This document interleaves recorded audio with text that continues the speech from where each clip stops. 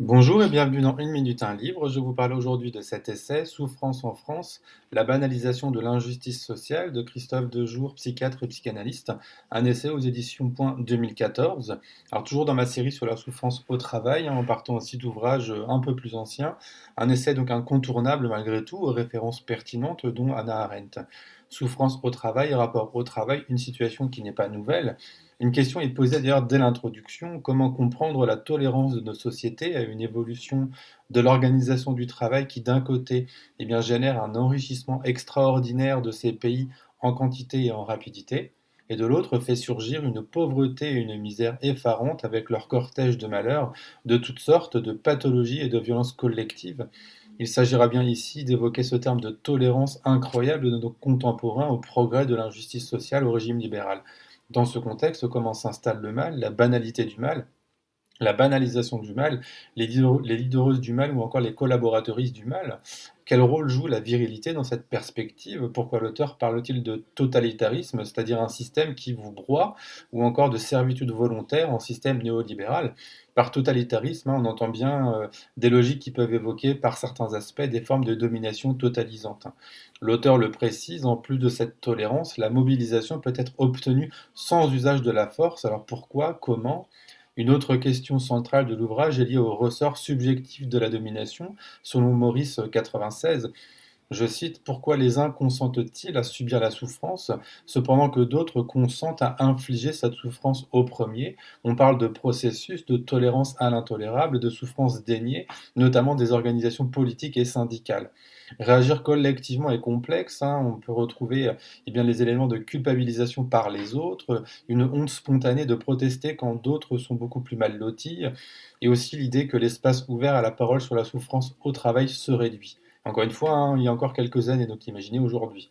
Ajoutons, je cite, l'intolérance affective à sa propre émotion réactionnelle conduit le sujet à s'isoler de la souffrance de l'autre par une attitude d'indifférence, donc de tolérance à ce qui provoque sa souffrance. Très forte, cette phrase.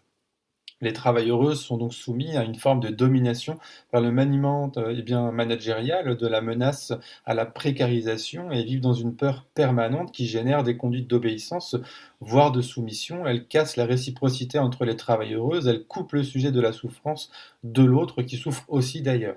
C'est l'ère du mensonge du travail, le mensonge au travail et de l'effacement des traces.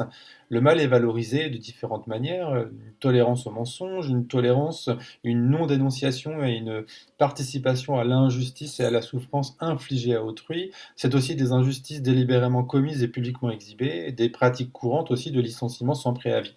Et ces conduites sont des biens érigées en système de direction, d'organisation, de management. Elles sont aussi publiques, banalisées, admises et revendiquées. Et pour cela, il faut bien des, on l'a évoqué, hein, mais donc des collaboratrices pour faire ce qu'on appelle le sale boulot, entre guillemets, des figures qui organisent et d'autres qui participent à ce système. On parle aussi de leader du travail du mal associé à la virilité, une virilité ici comme norme sociale qui valorise la dureté, l'endurance et la capacité à faire ce sale boulot. Celui qui refuse ou ne parvient pas à commettre le mal est dénoncé comme un, je cite, un PD, une femme, un gars qui n'en a pas. C'est être une lavette, c'est-à-dire déficient ou sans courage, donc sans la vertu par excellence. Ne pas perdre sa virilité est donc une motivation principale, et on parle ici de travail du mal, hein, M, A, accent circonflexe, L, E.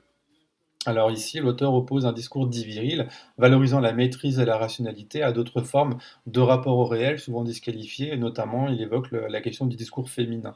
Enfin, l'analyse ne serait pas complète dans la précision de ce qu'est la déficience de la capacité de penser, qui correspond à, on retrouve les caractéristiques suivantes: la tendance à mentir à autrui, comme à soi-même, pour embellir la situation et dorer son blason, une tendance à l'obéissance, à la discipline, une tendance à se rassurer, à se satisfaire, à se réjouir même de certaines formules qui plaisent par la forme plutôt que par le contenu, une tendance à l'entêtement, à la dépendance vis-à-vis des directives, de l'encadrement, ou encore l'absence d'esprit critique.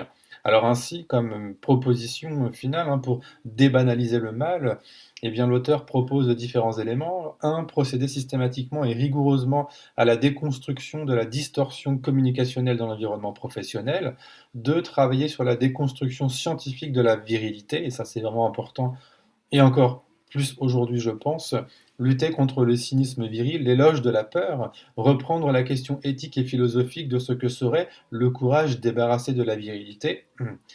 On a bien ici un essai, en tout cas incontournable, qui interroge notre tolérance collective à l'injustice sociale et montre finalement comment, dans le monde du travail, encore une fois, encore aujourd'hui, hein, la souffrance se banalise jusqu'à devenir finalement un rouage ordinaire du système, si je puis dire. Et je n'aime pas ce mot ordinaire, hein, mais c'est pour évoquer la situation qui est pleinement intolérable. Un ouvrage en tout cas à découvrir, un essai à découvrir. Je vous souhaite une bonne lecture si vous ne le connaissez pas. Si vous le connaissez, je crois que c'est toujours bon en tout cas de se replonger dans cet essai. Bonne lecture, bonne découverte et à bientôt.